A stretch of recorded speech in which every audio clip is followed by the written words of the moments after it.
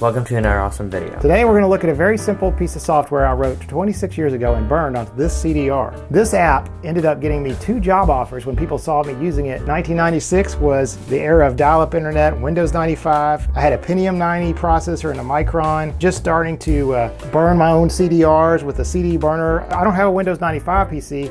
We're going to try it out on this Windows 2000 PC, so go ahead and power that up. This one? Yeah. Oops.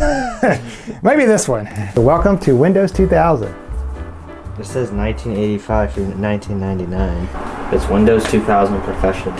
In the mid-90s, something came out called MP3, and so I thought, why not see if I could put all my Beatles albums on a single CDR. MP3 wasn't the best sound quality, but being able to carry, 15 albums worth of music on a plane or while sitting at my office PC by just remembering to carry this one extra disc was super convenient. Everything's on the disc, the music, the player, and the little launcher app I wrote. See, it's reading the CD, it's going to launch the little browser. So grab the mouse and use those green arrows and you can go back and forth, and it doesn't max by, that's it. This is sort of designed for 640 by 480. I think this is 800 by 600. So click on that Abbey Road, for example, it'll start playing. But so you see, it's a very simple app. It just is almost like a browser. I've got some different Beatles albums. Now look at this. Go back over there. Notice it's starting off with Drive My Car. Click on American LP and click it again, and it'll start off with I've Just Seen a Face. So there's different versions of albums. In America we got those capital LPs, and this just shows. It just basically just sends a playlist to Winamp, which everything is running from the CD itself.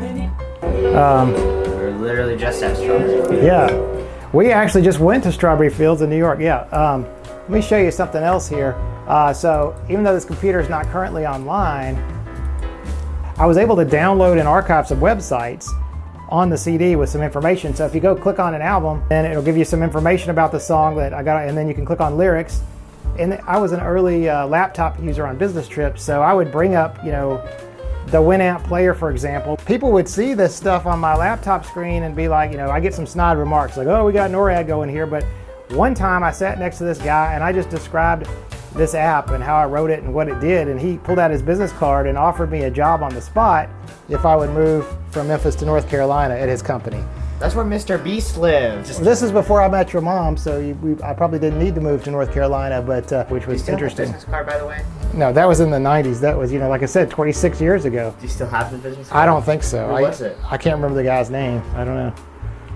Anyway. Comment if you're out there. As time went by, MP3 became more mainstream, had software and hardware support, and the launcher application became irrelevant. When I tried this in a modern, Windows 10 machine, 64-bit, Winamp works, and the MP3s, of course, can be read by Windows now.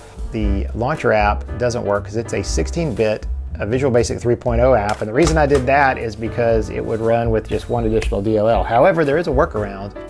You can actually run 16-bit apps on Windows 10. Anyway, other than a fun trip down memory lane, what's to be learned from all this?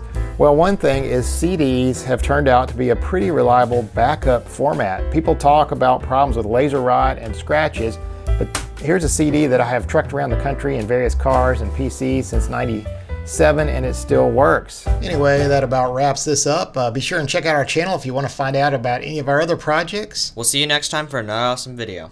Bye.